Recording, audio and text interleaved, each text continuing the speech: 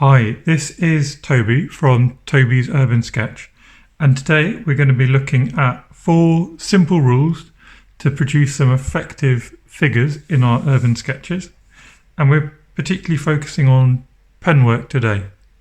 So just how we add the lines which can bring those figures, those details into our sketches.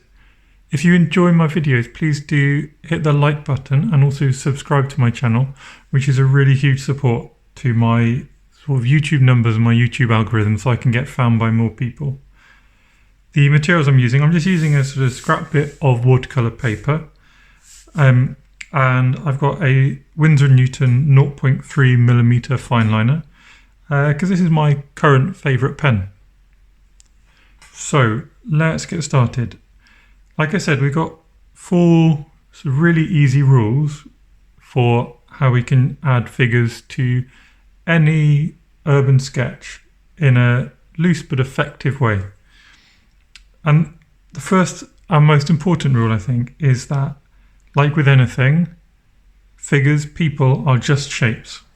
So, when we draw a house, if I pop a house up in this corner, you think of as just a square and a triangle, maybe a rhomboid. And we don't actually have to think too hard, and we know that this simple shape is just a house, right? So how can we do that with people? Well, I like to split them into 3 sections. We've got head, body, and legs. If we just do a sort of simple unisex figure first, the head, a loose circle, obviously. The body, a loose rectangle. And the legs, a sort of upside down triangle. And already this collection of 3 different shapes is looking like a human. And we can just repeat that a few times in slightly different proportions. You get a different idea, slightly different shapes. We can make the rectangle go out and you end up with a slightly chubby person. You can make them short.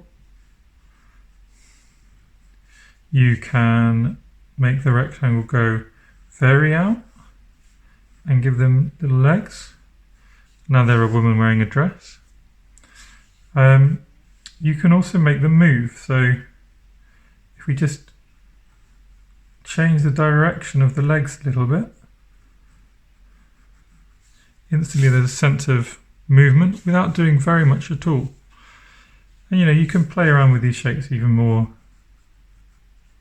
Just do more of a rectangle.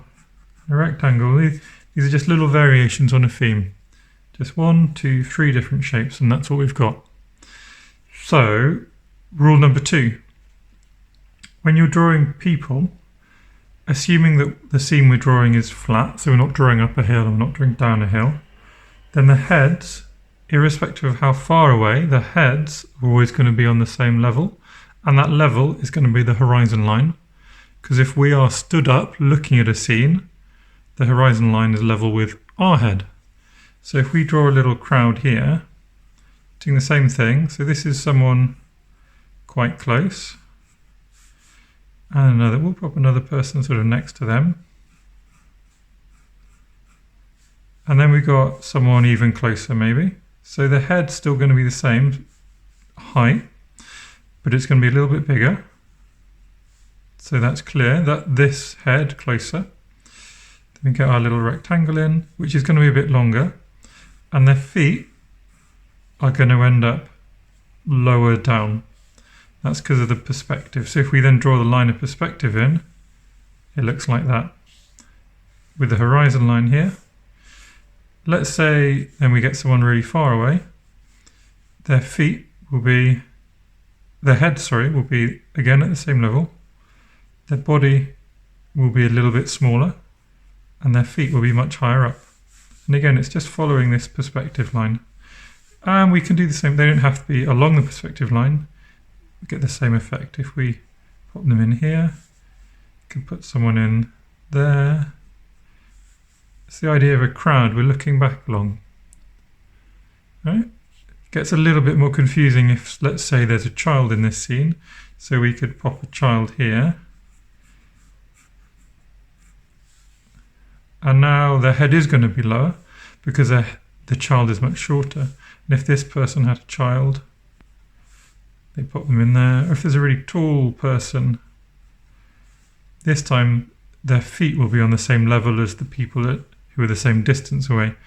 But because their head is higher than everyone else's, it will be higher above the horizon line as well.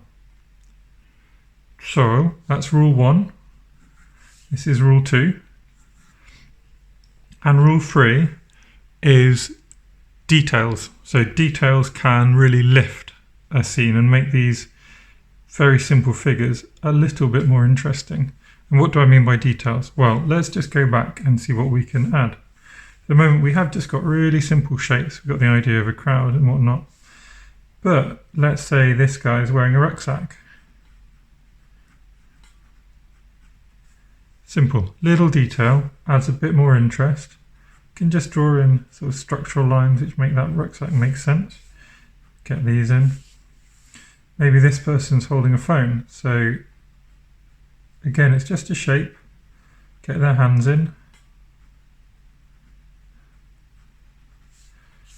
So we got a backpack, a phone, maybe this person's got a hat, we'll give them an old-fashioned top hat. And again, same idea, it's just a shape. So rectangle, circle, rectangle. This person, maybe they're kicking a ball, so just make their legs stand out a bit more, put a ball there. This woman, in a sort of very gender stereotype way, I'm afraid, has got a handbag. Again, so we just got the shape, got her hands on it, we can add her arms in. Maybe this person's got a dog with them. So we'll pop their hand in, and their hand's just a circle with a line joining it to the arm. If you got one hand in, it's good to have the other one in. So there's 2 hands. They've got a rope coming, and then we've got a dog. And what's a dog? Just some more shapes. This dog's looking sort of straight on at us, so there we go. What I've done is a triangle for the back legs, and then just loosely put the feet in. And what can this guy be doing? This guy can look into a mirror.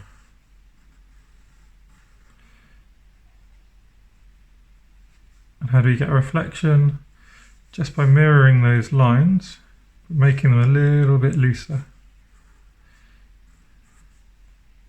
So there we go. Instantly, we've lifted this scene somewhat by just adding in tiny little details, interactions with other objects. Other things which you might put on would be glasses. On their face, maybe you'll add expressions. You know, you get the idea. Someone could be smoking. So if we do that,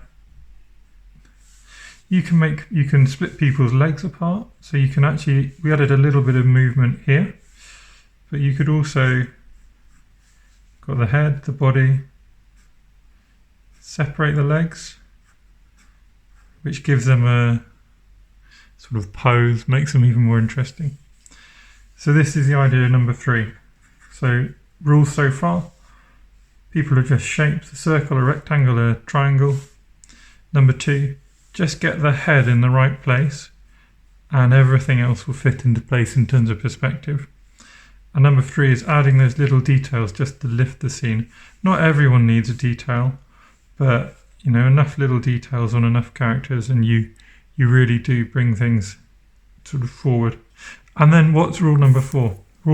In many ways, rule number 4 is the simplest of the rules. And it's just don't analyse, or rather don't overanalyze what you've done.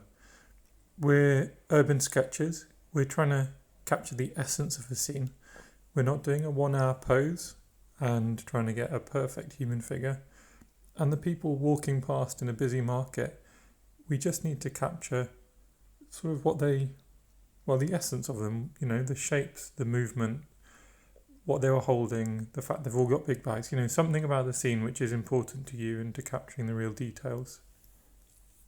When we look at this page, which I've just filling up with random, very simple figures, people on bikes, a witch on a broom. If you just look at it and imagine that there's a scene behind it, no one's ever going to look and go, oh, well, that figure's really simple, it's rubbish. They'll actually go, oh, that's quite cool. Look, it's a busy scene and there's something interesting happen. I mean, as a simple idea, you can see these people on the bench with the two little trees, or my chap hanging off a tree on the bottom right. These things are interesting scenes. It really doesn't matter that these figures are so simple. I hope that this has given you a bit of confidence or a new technique just to try out a really simple way of adding interesting figures, a little bit of action to your scenes. Please do comment and let me know. If you enjoyed it, hit the like button and subscribe to my channel. And if you've got anything else you'd like me to show you how I do, then please contact me either here or on my Instagram at TobyUrbanSketch. Thank you very much for watching.